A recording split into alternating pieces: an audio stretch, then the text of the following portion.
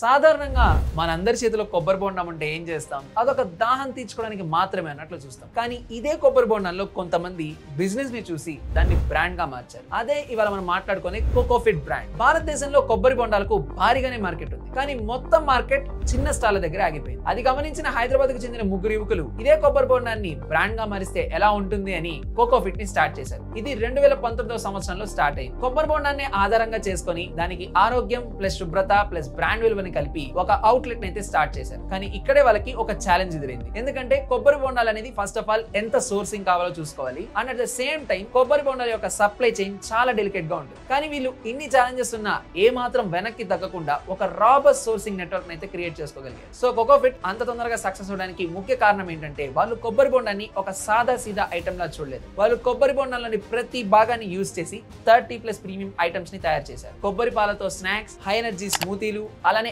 Energy drinks, natural free ice creams, అలానే sugar free healthy drinks, ఇలా వీళ్ళు 30+ premium items అయితే డెలివర్ చేయగలిగారు. ఒక కొబ్బరి బొండంలో ఇన్ని అవకాశాలు ఉన్నాయా?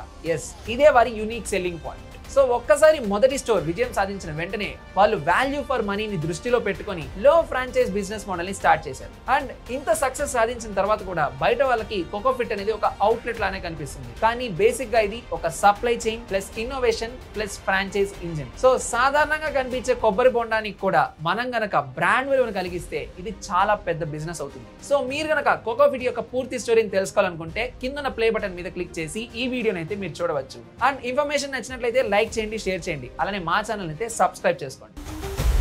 బాస్ వాలా, బీ ద బాస్.